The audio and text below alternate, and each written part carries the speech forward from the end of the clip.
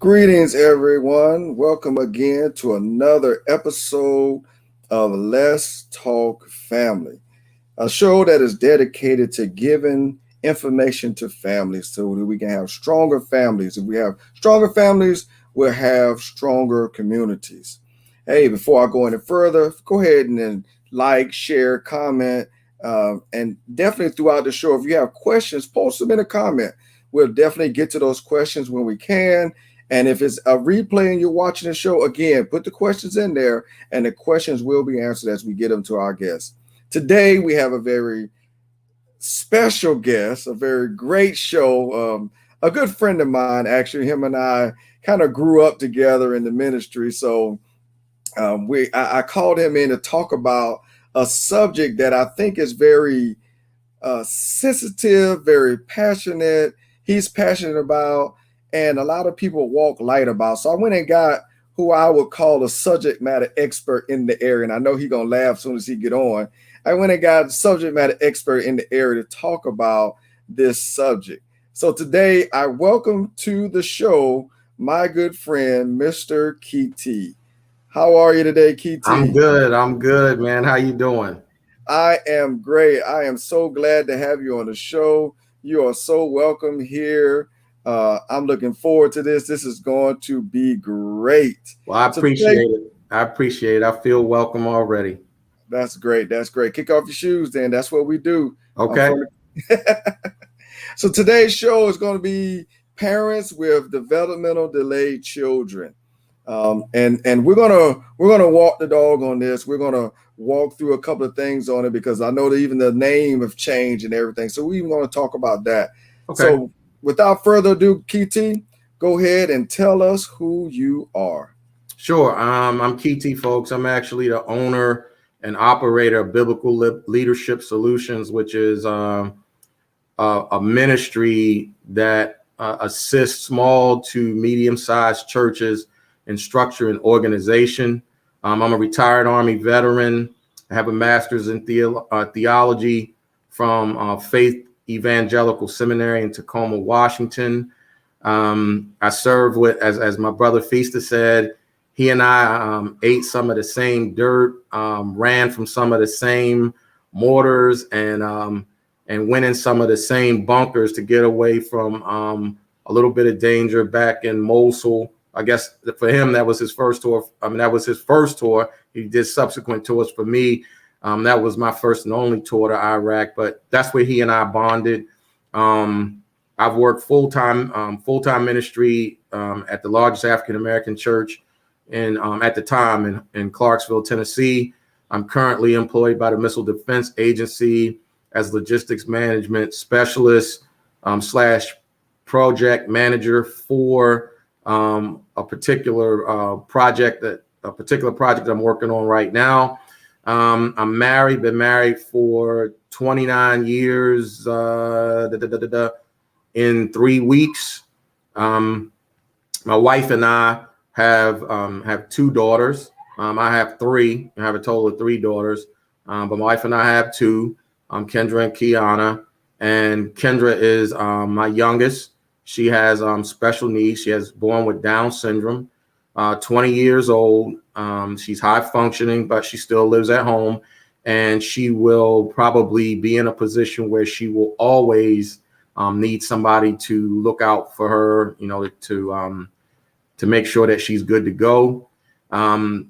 As Brother Feaster said, I am passionate about working with the special needs community, but I also mentor and work with young men. And I think my goal is for people to know and understand that young people, old people, anyone with special needs is a person. They're a person with feelings. They're a person with capability. They're a person just like anybody else. And so I hope by the end of this show that people get a better understanding of things that can be offensive, not just to people with special needs, but to people who are related to people with special needs, and come away from this not being politically correct, but being a little more sensitive to the type of people that we have in the world. So with that being said, man, I'm ready to get to it and ask away. Awesome. So I'm gonna start before we get started and say that one of the main reasons why I brought Kiti on the show is because of a conversation that him and I had. We're going to start with the conversation. Him and I were getting to know each other and growing to know each other, and I had been over to his house a couple of times, and I remember talking to you about your daughter. Mm-hmm. And you and I think we were sitting in your man cave, and I was like, man, how is it having a daughter with Down syndrome? Mm-hmm. And pretty much you said, and I was like, and I was alluding to the fact that it has to be different or something. Like you were like, nah, nah, ain't nothing different. What? Right. Ain't nothing different about her. She just like everybody else. Right. You know. And at that time, you know, it really opened my eyes because between your daughter and, as we've talked before, between your daughter and our pastor's son, it just opened my eyes to parents that have children with a disability like that. You know, the disabilities range from far left to far right, but you know, you think that they're different, or you think that, but you know, as we see throughout this conversation, you know, you're going through the same thing as a father with your oldest as you are with your youngest, you know. Yeah. So I think it's important that just to kind of frame this in the perspective that I talk about, like kind of what I thought from the beginning, because I think that when you and I were talking, you know, I'd gotten to that place. Like I wasn't there in the beginning. And so when we found out my wife was pregnant, I still remember the day that she was probably at the time 7 months, 6-7 months pregnant. We went in for a routine ultrasound, and when we went to get the ultrasound, the doctor, well, not the doctor, but whoever was conducting the ultrasound, did the ultrasound. We heard the heartbeat and everything. And the person didn't really say anything. They were clicking and taking measurements, but they didn't say anything. And my wife was the one who asked. She was like, hey, what's wrong? And the tech was like, oh, nothing, but I'm going to get the doctor. And so I'm thinking to myself, you know, I'm hearing the heartbeat and I see the picture or whatever. And like I said, at this point, my wife is like 6 or 7 months pregnant. So we know that there's a baby is kicking and, you know, all this type of stuff. But another tech comes in, I guess a doctor comes in, and they look at the ultrasound, and then they say, well, we just see something that we need to make sure we get a clear picture on. And so they sent us back to the OBGYN doctor, who sends us to a doctor at Keesler Air Force Base in Biloxi, Mississippi. Now, at the time, we were stationed at Fort Rucker. And so when we get to Biloxi, we have no idea, right? We're thinking, like, we're not thinking anything's wrong with the baby, but we're thinking like, oh, something's up with my wife and da-da-da-da. Anyway, we get to Keesler, we go to this building, and when we walk in the building, we find out that it's a genetics laboratory. And so we get into this prenatal genetics laboratory, and they start asking us these questions about people in our family having any type of psychological issues or mental development issues, that type of thing. And we're both no, what's it talking about? And then they lay it on us. Like, we think that your child has trisomy 21, which is the actual technical name for Down syndrome. And so, you know, I gotta be honest, the first thing after like the shock of like all of this, because we ended up getting like I forget what kind of ultrasound they call it, but it's basically like they give us an ultrasound, and it just literally like looking through my wife's stomach, so we could see like the actual baby sitting in there, like everything. sitting in this like sack of fluid. And so the doctor is pointing out all these things like, okay, so these are the stigmata for Down syndrome. The arm, the top part of the arm was a little short, and there was spacing between the toes, like certain things that they look for, and this is what they were seeing. Right. And so we leave there, man, and how long was that ride? Tell us how long that ride was. I know that. So we stay overnight. Okay. Right? We stay overnight in Biloxi. And I can't remember if my wife was, I know we were both kind of sad, right? Because when you get ready to have a kid and then you find this out, you know, man, I'd be lying to you if I was like, oh man, Feaster, it was, you know, man, we didn't really care. Man, we were devastated. And I know I was probably more devastated than my wife. Although I can't say that for sure, just because of her makeup, you know, we all kind of express things differently, but both of us were upset. Right. But my immediate attention turned to the fact that I was going to have a child with special needs, and I knew how cruel the world was. Right. That's what immediately crossed my mind.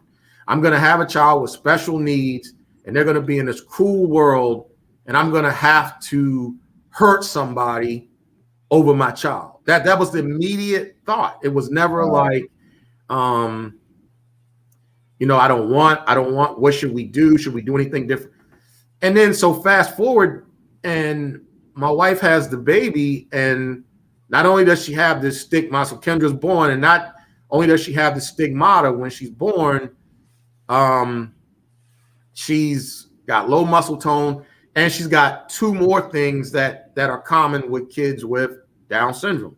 Right. She was born with 3 holes in her heart, and she had a blockage in her small intestines.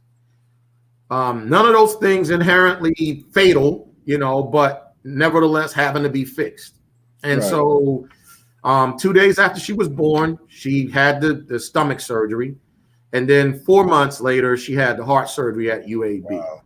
And so she, you know, in her little less than a year, she had gone through a lot, you know. Yes. But man, it was just like, and looking at her, it was to get to that place where we had that conversation that day, and looking at her, man, when she started to grow up, she was trying to do everything Kiana did. You know, she was trying to pull stuff down. She was trying to walk. She was trying to stand up. She was trying to crawl, you know. So what we decided that we would do is we would never put limits on her. Right. We decided that early. Like, we would never, if she said something, we'd say, oh, okay, you know, and we'd let her try. Yeah. You know, and so that's how I got to the place that day where I was able to tell you when we were talking, well, she's like anybody else, because we never really, even though I was a lot of people probably just, even though I was really I was overprotective for all the girls, but I was really overprotective for Ken. You know what I mean? And still am, you know, but I still let her just kind of go, man, and watched what she could do. And so that's how I was able to say, like, hey, she's just like anybody else. What were those early years like? Like the you know, those developmental years with her and integrating her into the family with having another daughter in the house? So they weren't bad. Kiana was, you know, the typical big sister. She, you know, did what we needed her to do. She helped out, you know, played with Kendra, you know, the whole nine. So that part was, you know, was good.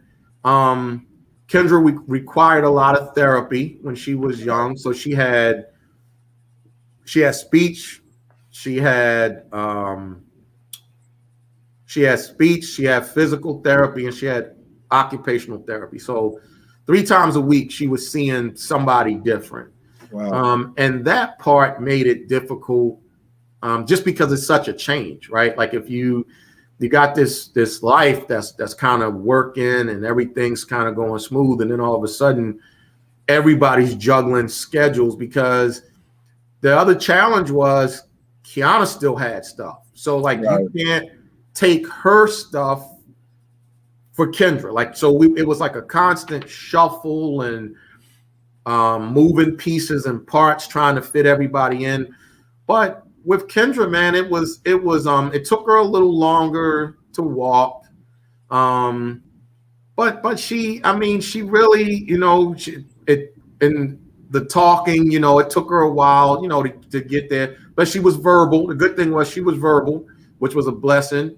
And the speech helped a lot. Speech therapy helped a lot. She was also, and I don't know if you know this, but a lot of times people with Down syndrome, when they're young, they're taught sign language because they can be hard to understand. And so when they learn the sign language, more and all of that, it's easier for you to understand them because you learn the sign language too. And then it's like, okay, I know they want more, or they're sick or whatever. And so in that regard, man, the developmental part, it had its challenges because, you want to see your kids walk. You want to see your kids go to the bathroom. You want to see them, sleep in the bed by themselves. And I think with Kendra, man, I'm trying to think, like, I think Kendra was like maybe in her teens before she was really able to sleep in the bed by herself. So if you can, like, once you got her to sleep, you could get up and leave, but that might be half of the night.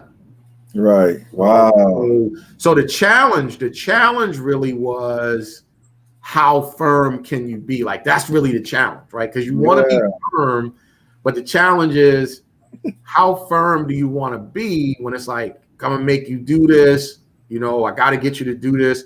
You don't want to push too hard, but you do want to push towards independence. So that was the big challenge. And I can't really tell you, like, because for everything, it was almost like a case-by-case basis. You know what I mean? Like, based on what we were trying to do, we might push a little harder here, but maybe not so harder here. And so that's kind of how the development went for us. What was the difference in raising the two daughters? Kiana was super smart. So she picked up everything quick. And the challenge, the big challenge with Kendra was patience, having to have patience. And then when she, like, you can imagine yourself with your own children, like, kids get to that independent stage where they're like, Daddy, I want to put my own coat on. Right. Yeah, so it's like, okay, yeah, that's good. But now imagine like your developmentally delayed kid, like, getting to that stage and they're like, hey, I want to put my coat on. And like, you want them to put their coat on, right? Because that's something that they need to know. Right. Man, sometimes it's like, oh man, I really don't want to wait 10 minutes for you to kind of figure out what arm that's going. So right. So, the things that a lot of people take for granted, man, like teaching your kids how to tie their shoes or how to zip up a jacket, small things like that. In the developmental process, those things become more difficult for a child with developmental delays. And that's why the OT was very helpful in getting that getting her moving forward in that area. It's crazy you say that, because tying your shoes is already a difficult task to teach any child. Yeah. And honestly, I'm thinking about your daughter and how independent she is, and she wants to tie her own shoe, but y'all on y'all way out the door. And you can't, I mean, what can you do, right? You can't snatch them up and be like, come on, we got to go, and again, they're like other kids. So when they start to tie their shoes, if you help them, they fall out in the tantrums too, because they want to tie their shoes, or they want to stand there for 6 minutes and try to zip that jacket. They want to zip that jacket up, man. So it's looking back on it now, it's funny, man. It really is. It's funny. It's funny. How did it impact? Because you was in the military when she was born. So how did it impact your career? Because I know, what rank were you? Kendra was born in 2000. So I'd either already been selected and pinned on 7. I know I was promotable. I just can't remember. I can't recall off the top of my head if I'd already pinned on 7 or not. But So you was a senior in I'd been all that. selected. Yeah, I'd been selected. And I was actually at the time, I was working a staff job. It was my first staff position. So and the blessing was my incoming battalion commander who I was working for at the time, he had a son with Down syndrome. And so the blessing was his son was older, but since he was my supervisor, man, he understood. He understood everything that I was going to be dealing with or whatever. Right. And so that was a big, that was a big help, man. But truthfully, when that happened, it was like, maybe I'm not going to take certain jobs at this point that I normally would take, or certain assignments that I normally would take to maybe make E9. I think at that point, not that I wasn't family focused before, but I think at that time the switch kind of dialed back for me, and I knew like, okay, maybe I got one more grade, but at this point, I really got to kind of do what's best for my daughter. And so, I wasn't thinking none of the real good assignments that kind of take you away and can kind of get you promoted, man. I was just kind of thinking like, what could I do to have a really good rest of my career, and be a solid leader, man. And so, I wasn't thinking about recruiting or any of those types of jobs at that point, because I just knew I wasn't going to be able to be good at it. Right. Wow.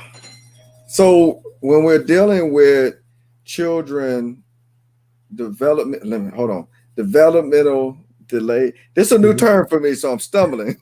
Developmental delayed children. What is the impact on the world? Oh man. In terms of, are you talking like in terms of contribution and ability, or in terms of how the world sees them? I mean, I can kind of answer both questions. I think that a lot of times people look at, so first of all, we want to deal with the elephant in the room, right? For a long time, two things happened. So I'm gonna go back to when my daughter was born, and I'm gonna catch us up to where I'm going right now. When my daughter was born, the doctors who delivered my daughters, and there was a team of them in there, Bethesda Naval Hospital, told me and my wife that we shouldn't expect much from my daughter. That's what they said. Don't expect much from her. She's got Downs. They told us to look at, institutional care, stuff like that. And it was the NICU nurses. The NICU nurses told us, they were like, look, don't listen to the doctors. We've seen hundreds of these kids come through here, and they can do amazing things. Right. Just let your kid be amazing, right? So we leave the hospital and we're like, okay, we're going to let our kid be amazing. And so then when you start talking about the impact on the world, the first thing I think about is understanding the things that aren't all right. And the one thing that's not all right is people throw around in the Down syndrome circle, we call it the R word, but I'll mention it on here because I think it bears saying, and that is, people love to throw around the word retarded, right? They'll say, so-and-so is acting retarded, or man, so-and-so went over there, that was retarded.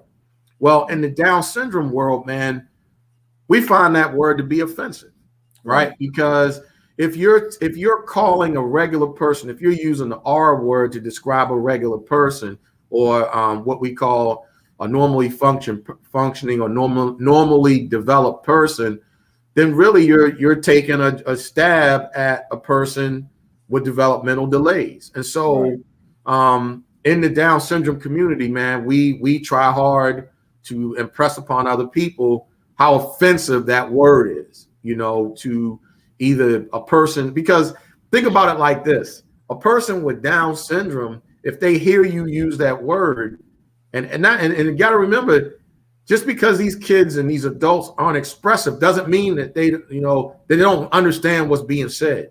Right. They process information just like we do, and they start to feel like, well, it's insulting. It's insulting. And so when you talk about the impact of that, the impact of the memes, of people with developmental delays and how people think that kind of stuff is funny. Right. I think that kind of impact is sad, in that there are people who literally don't care. So those kinds of things are funny, like developmental delay or special needs jokes. Those things, they make people laugh, right? I've never really, even before I had a child with special needs, I've never thought that kind of stuff was funny. I mean, Right. imagine that you had a person in your family that had cancer, and they either passed away from cancer or they're suffering from cancer. And then I just started making cancer jokes because I didn't have nobody in my family with cancer. Well, you would find that very offensive, and it's the same thing with people with developmentally delayed children. And so that's the first part. The second part of it is, I think the United States and the world in general, man, has done a good job of managing and understanding. And I'm going to speak about Down syndrome, right? Because that's kind of my area of expertise. So the United States and the world has done a very good job of dealing with people with developmental delays, Down syndrome in particular. Because I think when I was getting ready for the show, man, I was reading some information. The life expectancy of a person with Down syndrome, like I think even like 20, 25 years ago, was like 25 years. All right. Oh, wow. But it's not uncommon. It's not uncommon now to meet Down syndrome adults in their 60s, in their 50s, because doctors know how to treat better. They know a lot more about what to do to keep them active, what to do to help them out, to live healthy lifestyles, how to kind of push them into places where businesses see them as viable workers. There was just a story here in Birmingham of a young man who was hired as part of a program at UPS over the holidays, and he was a young man with Down syndrome. He worked in the program, and he did a very good job. And they called him back and they offered him a job, a full-time job, because people with Down syndrome, people who are developmentally delayed, if you give them structure, if you show them repetitiveness, if you're patient, they can be just as valuable to any team as any other person. And so I think the impact in terms of long term, if people are more patient and people are more understanding, man, I think the sky's the limit. I really do. I think a lot of it is, like I was telling you before we started the show, a lot of it is how they were treated before as opposed to now. Sure. I was watching a series on one of the streaming services, and there is a young lady on there, and I don't know if she has Down syndrome, but it looks like she has Down syndrome, and she is acting, doing a phenomenal job acting, and has been in 2 of the 3 seasons that I've watched. You go back 20 years ago, and that role would not have been as defined as it is now. Back then, it would have been some humiliating role, some demeaning role, some simple role, some comedic role, as opposed to an actual character. Like, she was holding a character in the series, and I was looking at it, and I'm gonna be honest, I'm looking at it like, wow, like she's really acting, and doing a very good job. So even what you're just saying, I didn't even know that. We've actually seen in the past, I want to say 5 years, we've seen a lot more Downs people into the mainstream. I think the Gap has a model, a Down syndrome model. I know Pampers has a Down syndrome kid that they use. Nordstrom in their ad, they have a Down syndrome model that they use. There was another fashion company, they have one. But the first actor that I remember with Down syndrome, this was years ago. I didn't even have a kid. I didn't have a kid. It was a show that came on when we were young men, called Life Goes On, and the character on the show, his name was Corky. Yeah, and Corky was the first guy, yeah. actor with Down syndrome. That was played a recurring role. Right. And he is still very much active at the national level for advocacy, because he lives on his own. He's high functioning, obviously, and so he still advocates for a lot of kids, but for a lot of kids and a lot of adults. But what again, like you said, man, you just don't see it. I mean, like now we see it like in, I think, Walmart. I saw it in a Walmart ad. They had a kid on a commercial, with Downs.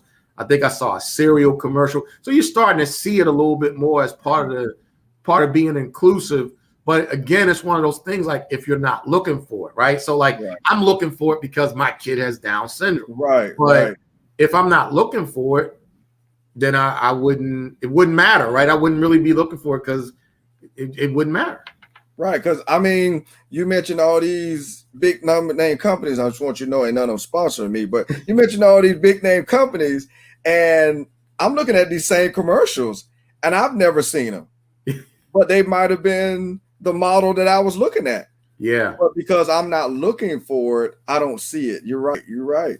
Well, Wow. one thing that if you talk to me, if you talk to any parent of a child, or whether that's a small child, a teenager, grown up with Down syndrome, parents with Down syndrome, like when you see another person with Down syndrome, you pick up on it like that. Yeah, it's instant. But like I said, for you, it would be different, right? Because you're not looking for that. But for us, we see it. We'll see like part of the mongoloid features of the face or whatever, and we'll just kind of look and be like, take a harder look. Is this? And then kind of make a beeline over. And and what we normally find, the Down syndrome community, man, is very sharing.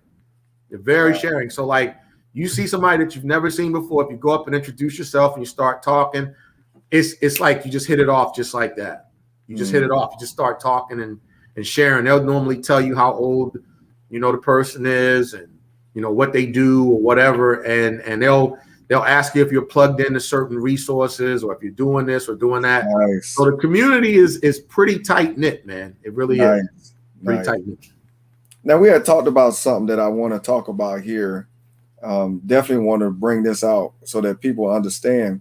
There was a time when you felt guilty about having a child with Down syndrome. Yeah. So what's the best way for me to go on? So take your time. So sometimes, when things happen in life, we start to look back at ourselves, and we look at all the things that we may have done in life, and we look at maybe people we hurt or whatever the case might be, whatever we did. And when something happens, right? Because you think about it, Feaster, how many times do like you hear, and maybe not hear it a lot anymore, but people used to say like, yeah, you're going to get yours, or, I hope you get, so it's like, when this thing happens to you, like this bad thing happens, for me, it was like, when I found out that I was having a child with special needs, I was thinking to myself, like, man, this must be punishment for something that I did. Wow. For the way that I treated somebody or whatever. And I carried that burden for a long time. Like this is my burden. This is my punishment. I don't know what I did, but this is my punishment. Right. But I think I carried all of that. In fact, I know I did. I carried all of that prior to my daughter actually being born. Like the second that I was there and I saw my daughter come into the world. Right.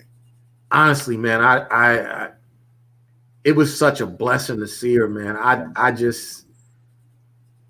I wasn't even thinking it was a burden or a problem or, anything, man. I just loved her. Right. I saw her coming into the world, man, and her lungs were healthy. She was screaming and I'm like, man, like she's amazing. Right. She's amazing, man. And so I didn't matter. It didn't matter at that point.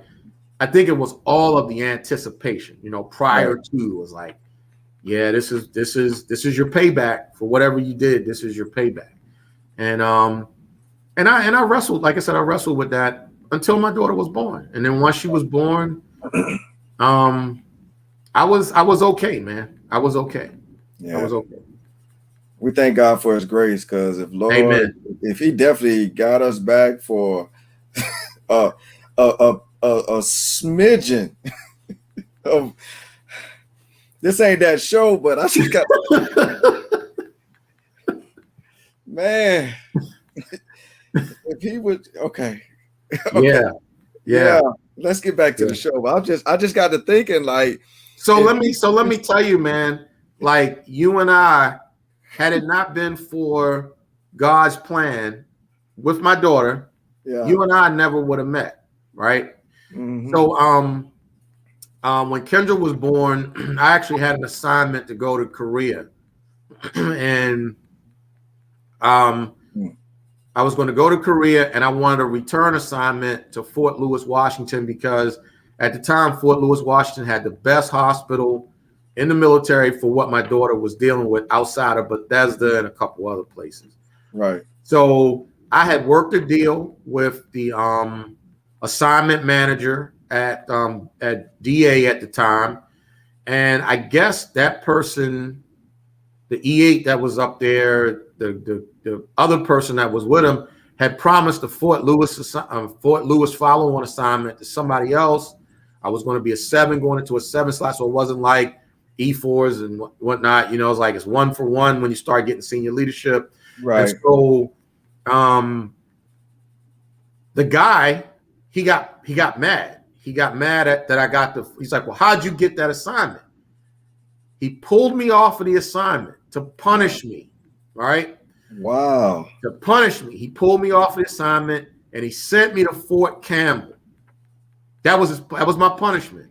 Wow. He pulled me off. I didn't even go to Korea. He canceled all of my assignments. Wow. And he sent me to Fort Campbell. But what happened when I got to Fort Campbell was I was by Vanderbilt. Yeah. Vanderbilt has a great hospital for kids with Downs. So I didn't miss a beat. You know what I mean? Like literally, he meant it for evil. He was trying to punish me. And God put me in a place, man, where everything worked out exactly the way it was supposed to go to. You can look this guy up, man. I told you that Kendra was born with holes in her heart. Mm-hmm. And so at 4 months, she had to have heart surgery. And so I went to UAB. That's where I was going. Because again, this is part of the punishment, right? Like you gotta, so I'm at UAB, and the guy's saying, he says, well, the cardiologist says, well, we got 2 doctors, 2 surgeons that do heart surgery. One guy, they're both very good. One guy's older, one guy's younger. He didn't give me any names. He says, do you have preference?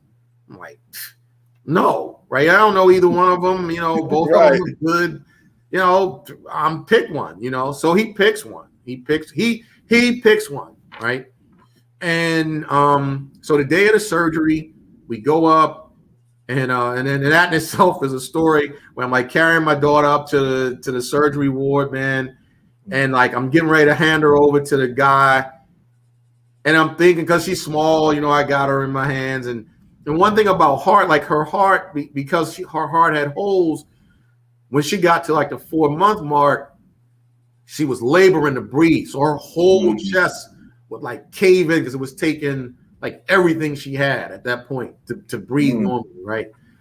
So I'm walking up there, man. I know like this surgery's got to happen. And I'm thinking like, as I'm walking towards this room, like, my daughter's small. She's like fitting in my hand. And I'm looking like, I should just run through this door, right? And just run out of here, like not let them cut on my baby, man, and get out of here. But I knew it was necessary. Right. So anyway, excuse me. She had the surgery. Everything went well. We go up, and the guy says, like, the day of the surgery, he's like, well, you're going to have Dr. Pacifico. And so we're like, okay, Okay. Dr. Pacifico. Yeah. So we come back and we got a call like early, like they called and said like, hey, the surgery's over. So like you're thinking like, like more trouble, right? Like what didn't go right or what did they find? And we get up there, we go to the surgery ward, and the guy says, well, who was your surgeon? I said, Dr. Pacifico. He's like, Dr. Pacifico, and he starts running down this whole litany of whatever. But talk about grace and God's providence, man. Dr. Pacifico, when Kendra had that surgery in 2000, was the #1 pediatric cardiac surgeon in the United States. Wow. He's the #1 guy. And he did the surgery, man. So, man, nobody can ever punishment. Boy, he punished you, boy. Your punishment was severe. So, man, we've been through it all, man.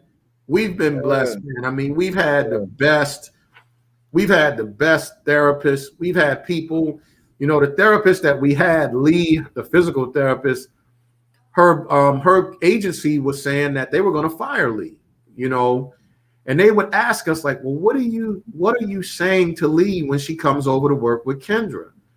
And we're like, nothing, like she's just coming in there, she's doing. But her Lee working with Kendra, it changed Lee. She became a different therapist. Her company noticed it. Like she had become a different person. And so, man, the impact, can I tell you that life would have been easier, obviously, not having a child with developmental delays and even now there's still challenges, as for her coming into adulthood, because here's the thing that people got to remember, people with special needs still feel and think the same things. So like when your 20-year-old daughter is thinking about boys, your 20-year-old daughter with Down syndrome is thinking about boys. Like she's watching TV and hugging pillows and like all of this type stuff that kids do, like they're doing it, and you gotta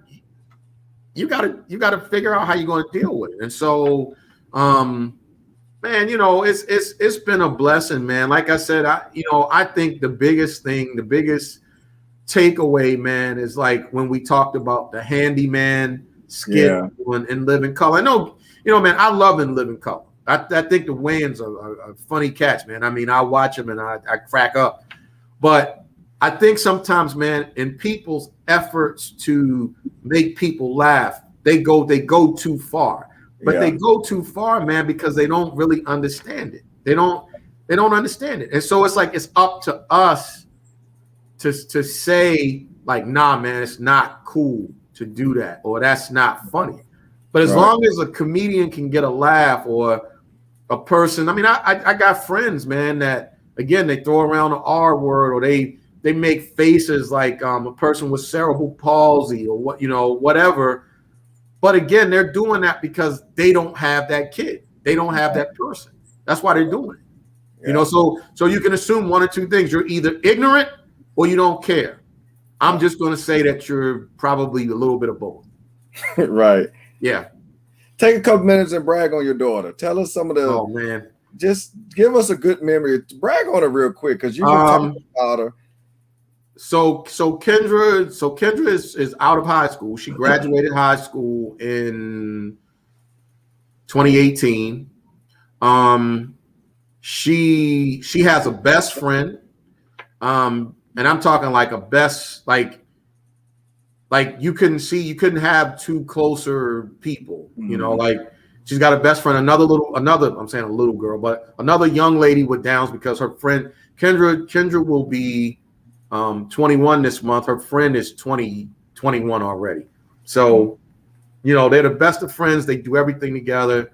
Her penmanship, I wish I had her book here. Her penmanship is better than mine. She can write much better than me. And I'm not saying that, you know, like, I mean, seriously, her printing and her penmanship is much better than mine. Even at 20, almost 21 years old, she still surprises us every day with what she can do. So you talk about like bragging on what she can do. When I go to work, or when I was going to work every day, we were all going out of the house. Some days she would stay home, you know, by herself. And so we taught her how to use the microwave, which is fairly simple, right? The newer microwaves, you know, you basically got to push one for 1 minute, 2 minutes, 3 minutes. But what we found is that Kendra had, from watching us make, because ramen is one of her, she loves ramen noodles. So ramen is one of her favorite things to make in the microwave. But Kendra had watched us so much that one day when we went to work and I called and said, well, what'd you have for lunch? She said, I had noodles. And my immediate thought was, oh my God, my daughter ate raw noodles, right? Like, right. Yeah. So when I came home that night, or I asked her, I said, did you cook them? And she said, yeah, you know, I cooked them, Daddy. And She went through the whole process on the phone, but I just didn't believe it, right? Like, no, like, that's not possible. You couldn't have done that, right? So I come home and I say, hey, did you have ramen noodles, you know, for real? And she's like, yeah, you know, and I look in the trash and there's like the empty container. So I say, make me some ramen noodles, right? Because I can't do this, right? So I want to see you make them. Yeah. She, from watching my wife and I make the ramen noodles, she learned how to make them. Same thing with using the air fryer to make like chicken strips. You know, the same thing. Like, well, I had chicken strips. Where'd you get chicken strips from, right? Because we didn't have them the night before. Oh no, I put them in the air fryer, and I'm immediately thinking like, oh my God, yeah, like you're gonna. But same thing. I got home. I said, hey, show me how to make, you know, chicken strips. And, you know, and she said, well, yeah, you know, you put them. She's like, you take them out the bag. You know, she's talking through the whole process. Like, you take them out the bag, and you take 6, and she's counting 1, 2, 3, 4, 5, 6. You know, because that's what I give her, 6. You know, so she counts 6. She puts them on the thing. She closes the thing up. And boom. And so, man, I mean, her ability, she's taught me things about using her iPad. She uses the iPad. There's things on the functions on the iPad that I didn't even know were on the iPad that she found and knows how to do. I always tell people, man, when you're dealing, again, with Down syndrome people, because that's what I know best, man, let them get around them and let them shock you with what they can do, because they can really, if you watch, you'll be like, wow, I did not know. They are a lot more independent and capable than we would ever give them credit for, man. Wow. Than we would ever give them credit for.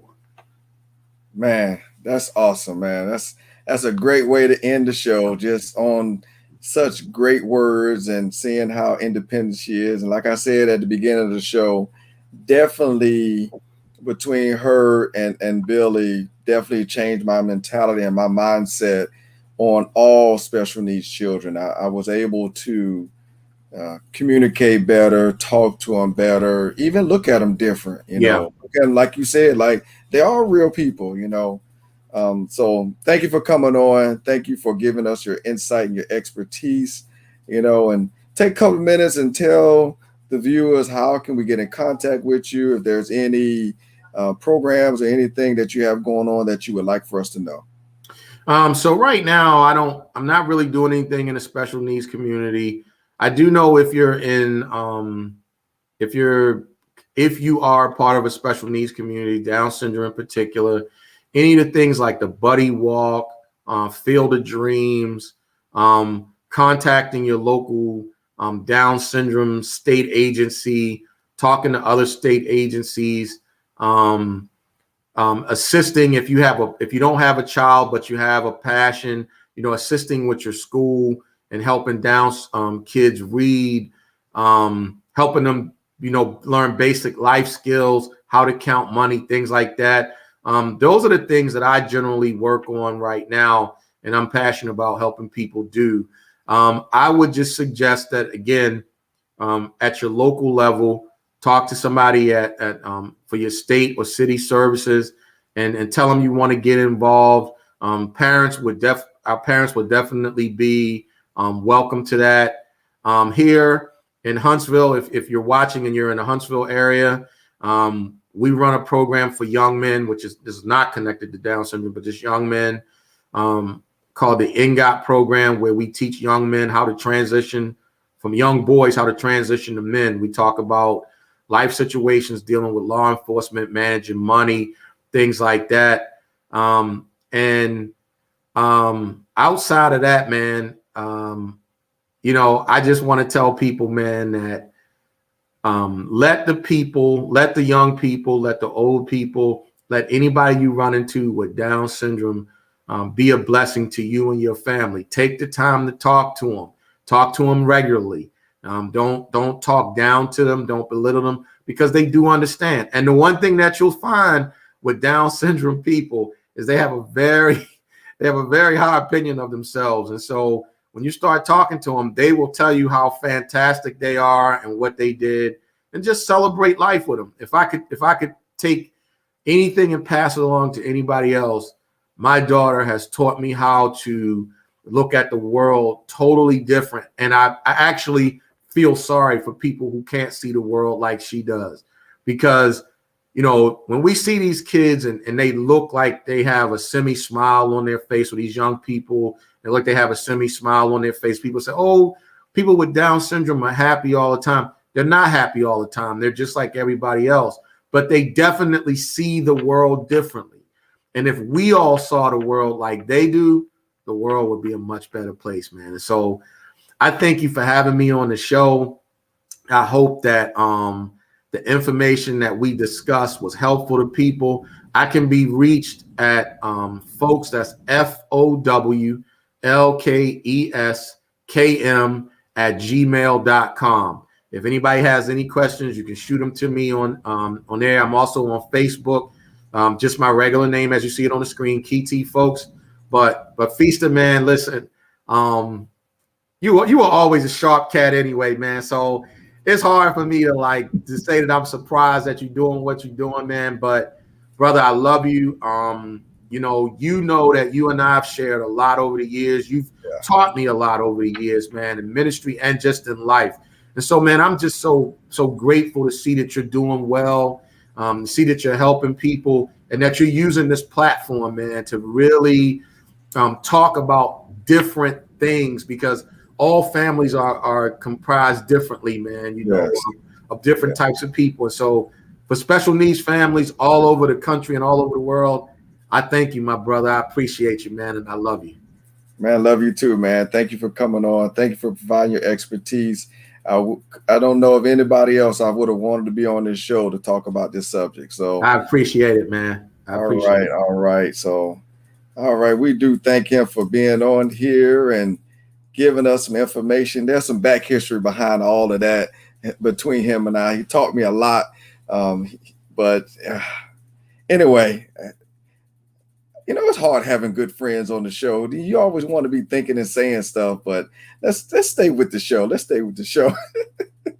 So what's going on in the world of CJLIM Enterprise? Let me pull up my screen and share with you what we have going on over the next few months. So the next big event is the third annual Father-Daughter Banquet. The third annual Father-Daughter Banquet is actually the day of the next show. Now, I've thought about it and talked to my sisters over the past couple of months on if I would do a show that day. I actually wanted to do a show the day of the event, from the location. But this past week, I found out that the city mayor will be in attendance and he will be reading the proclamation. So because he's going to be there, anytime a city official show up, they're going to show up with their entourage or popping circumstance, whatever the case may be. I've decided to not do a show that day. But I'm showing this so that you'll know that the third annual Father-Daughter Banquet is June 19th here in Crestview. We will be at a restaurant entitled The Wild Olive. I am looking forward to this. This is my yearly event that I do. It's a day and a night that we dedicate to the father-daughter relationship, which, as you see for the whole hour, that's what we've talked about, a father-daughter relationship. So just to honor that relationship, that's what this banquet is all about. The next show after that, July the 10th, I will have Dr. Wendy Labette. I don't know if you know like I know, but finance is one of the top 5 reasons that marriages end. So I decided to go find somebody to talk about marriage. So she is the financial healer, and we're going to talk about families, talk about marriage. We're going to talk about money. Woo, everything but the right thing, right? We're going to talk about money, and she's going to come in, and her story is awesome, and how she became the financial healer, and how she can help all of us with all of how to manage our money. Then after that, I am doing 2 shows on divorce. Now, I'm going to say this first. I'm not a fan of divorce. I understand divorce is necessary in some situations. So I decided to do 2 shows and dedicate them back to back on divorce. One of the shows is Miss Tanya Hood. She's going to come in and talk about healing after divorce. There's a lot of people that are dealing with divorce, have dealt with divorce, thinking about divorce. Divorce is not easy. It is not easy. So like I said, I'm dedicating 2 shows. Miss Tanya Hood will be on here for 1 show on July the 24th. Then the anniversary show is coming up. August 21st will be 1 year of Let's Talk Family. So I'm going to have a special guest, but the guest in this case is going to be the interviewer. So you got to come back for the 1 year anniversary to see who's interviewing me for the 1 year anniversary. And we're just going to talk about all the shows over the year and where we're going to go for next year. This is the next project that I am working on. I'm planning on having it out within definitely the next 2 weeks. I know I've been talking about this for months. Started my master's program, took a lot of my time, and I'm going to be honest, I have to finish it next week. That's the goal. That's the purpose. So be on the lookout for a release date of my next book entitled Life Lessons, a 30-Day Devotional. This book has 3 paragraphs. The first paragraph is just a simple life lesson. The second paragraph is a scripture reference. And then the third paragraph is a life application. And it's just simple things that we've all experienced, or really I have experienced in life, into a devotional. So definitely be on the lookout. By the time the next show, it'll be out. Thank you to my sponsor, Joey the Jeweler. If you are interested in being a sponsor, feel free to get in contact with me.